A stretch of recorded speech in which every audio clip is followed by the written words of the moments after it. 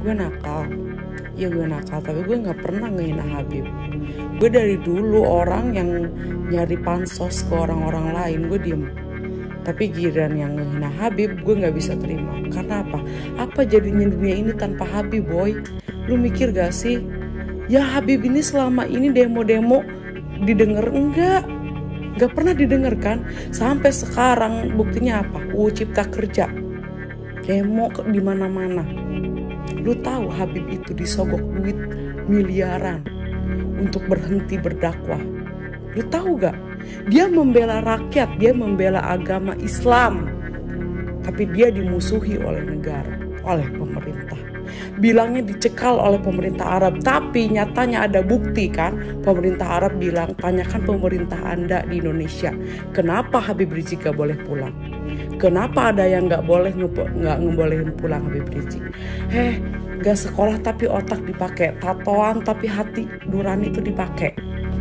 Loh, apa buktinya? Saya punya dokumen perjanjian antara saya dengan Badan Intelijen Negara Indonesia. Saya terjemahkan lagi dalam bahasa Arab. Resmi di situ, saudara. Dan dokumen ini kan belum saya buka ke masyarakat, ya ikhwan. Ulama yang sampai dihina. Kalau agamamu dihinakan, ulamamu dihinakan, dan kau diam, maka gantilah bajumu dengan kain kafan.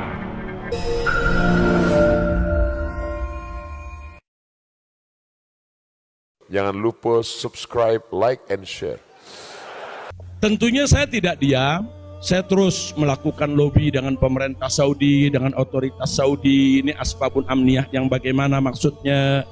Kemudian kenapa saya tidak bisa keluar dan seterusnya. Ini terjadi pembicaraan yang cukup panjang, ya ikhwan. Tapi memang mereka sendiri mengaku. Jadi saya ini di sana diperiksa oleh Badan Intelijen Saudi, saya diperiksa oleh Dewan Keamanan Saudi, saudara. Nah, belakangan, saudara, kenapa saya diperiksa? Mereka mendapatkan laporan sampah dari negeri ini, ya. Jadi mereka bilang ini zubalah. Nahnu nahsul alal maklumat kadhibah. Kita mendapat informasi yang bohong. Bahkan mereka bilang zubala itu sampah, ya kuat. Informasi sampah tentang Anda.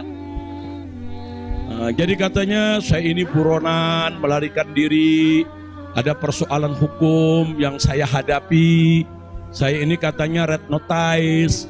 Kemudian ada lagi yang mengatakan kalau saya ini saudara orang politik yang selalu bikin keributan di mana-mana. Nanti bahaya untuk keamanan Saudi. Nah, ini laporan-laporan semacam ini. Saya tidak mau menuduh siapa yang melapor, si A atau si B atau si C, ya ikhwan. Tapi ini ada. Dan ini bukan laporan dari orang biasa. Kalau laporan dari orang biasa, saudara, enggak bakal dihiraukan oleh pemerintah Saudi. Ini tingkat negara. Ini bukan tingkat RT, bukan tingkat RW, ini tingkat negara Saudi mendapatkan laporan.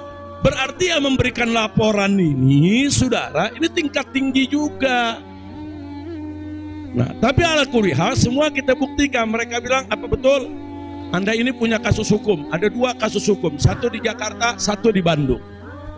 Saya katakan kepada mereka, saya tidak punya kasus hukum. Mana buktinya? Saya punya SP3. SP3-nya saya terjemahkan ke dalam bahasa Arab.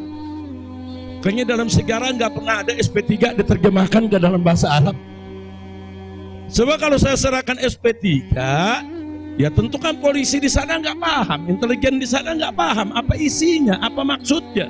Kita terjemahkan dalam bahasa Arab, kita buat dokumen resmi, terjemah resmi. Jadi saya katakan, tuduhan apa yang Anda dapat dari pemerintah Indonesia? Oh, Anda ini melarikan diri dari Jakarta karena ada kasus hukum. Saya tunjukkan, ini SP3. Silakan Anda baca. Begitu mereka baca, mereka kaget. Oh, ini kan hukum sudah selesai. Kenapa kok masih dilaporkan Anda tetap bersalah? Jadi pemerintah Saudi sendiri yang menilai, ya. Nah, kemudian yang kedua, waktu kasus Bandung, saya bilang juga udah nggak ada perkara, punya SP3, saya terjemahin lagi SP3-nya, saudara. Nah, terakhir mereka bilang katanya Anda ini dikejar-kejar Badan Intelijen dari negara Anda.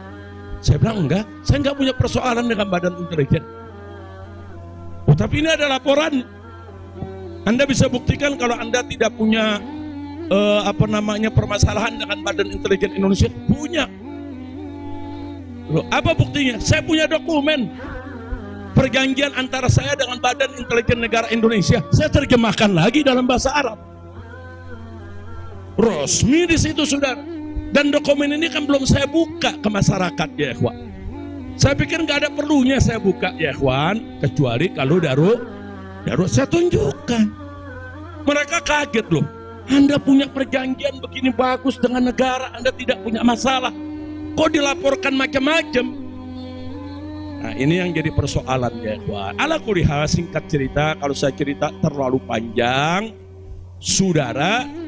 Akhirnya pemerintah Saudi ini, otoritas yang berwenang di bidang ini, mereka justru akhirnya minta maaf. Mereka bilang, nahnu natawarrat, nahnu ghautan, kami salah, kami sudah melewati batas wewenang yang kami punya, kami minta maaf karena memang ini kesalahan dari informasi yang kami terima. Nah, jadi supaya Anda tahu, akhirnya mereka tidak mengganggu kita sama sekali. Nah, bahkan terakhir bukan lagi persoalan bayang safar, jangan kita deportasi. Saya ditawarkan, Habib, Anda mau pulang besok ke Indonesia atau Anda mau tinggal di sini selamanya? Silakan. Maka itu pada malam Ahad, Sabtu malam Ahad, sebelum saya pulang, saya ke Riyadh, saya diundang resmi ke Riyadh. Saya diundang resmi ke Riyadh, saya ketemu petinggi di sana, ya kawan. Mereka tawarkan, mau tinggal di sini, kita berikan iqamah, kita berikan izin tinggal, mau seumur hidup pun boleh. Silakan Anda memutuskan. Enggak, saya enggak punya persoalan sama pemerintah Saudi, ya kawan. Jadi bohong kalau ada yang bilang saya punya persoalan. Jadi makanya kalau pejabat tuh jangan sembarang bicara. Kalau mau bicara tuh mesti punya data dong. Masa pejabat bicara nggak pakai data? Kalau engkau punya kekuasaan, kau tegakkan hukum. Man ra'a minkum munkaran falyughayyirhu biyadihi. Sebagaimana Abu Bakar mengirim pasukan kepada penghina Rasul di kampung namanya Yamamah. Nama orangnya Musailamah. Kirim pasukan, dipancung kepala Musailamah. Yang memancung namanya Wahsy.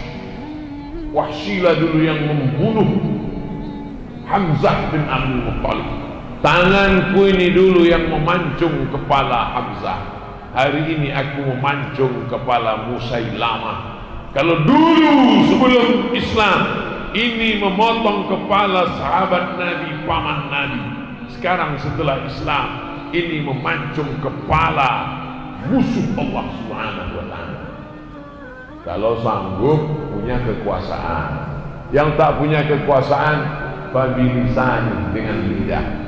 Jangan hina Nabi, jangan hina zuriat Nabi dengan suara.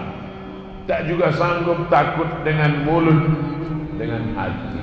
Diam saja. Kalau kau tak sanggup membela, diam. Boykot.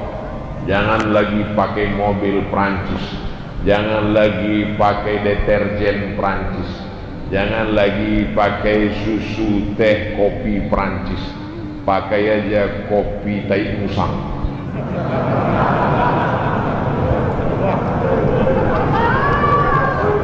Produk Indonesia. Namanya aja itu kopi luwak. Sebetulnya mereknya aja bukan tai musang. Kalau memang betul kopi tai musang itu satu gelasnya $100. Setiap diminum satu tetes menetes air mata. 1.300.000 guys.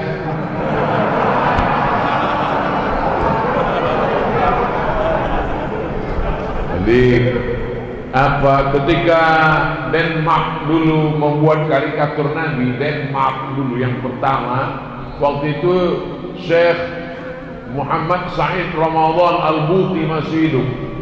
Coba ketik di YouTube Syekh Muhammad Said Ramadan Al-Buti, orang Suriah, ceramahnya lembut. Syekh Muhammad Said Ramadan Al-Buti kalau ceramah lembut. Assalamualaikum warahmatullahi wabarakatuh. Lembut. Tapi begitu dia cerita tentang penghina Nabi di Denmark, hadzal fa'rul qadar, kata dia. Ini adalah tikus-tikus yang kotor, najis. Jangan kalian biarkan produk-produk Denmark berada di rumah kalian, di WC kalian, di kamar mandi kalian. Illa Rasulullah. Semua tidak apa-apa kecuali Rasulullah. Jangan sampai kalian hina Nabi Muhammad sallallahu alaihi wasallam. Ulama jangan sampai dihina. Kalau agamamu dihinakan, ulamamu dihinakan, dan kau diam, maka gantilah bajumu dengan kain kafan. Kata Haji Abdul Malik Karim Amrullah, Buya Hamka, bukan kata saya ngutip-ngutip pendapat mereka aja. Saya kalau ceramah itu nggak pernah menurut saya, menurut ulama, menurut habib, menurut kiai, supaya nanti kalau disalahkan Allah di akhirat, ini katamu Abdul Somad. Enggak.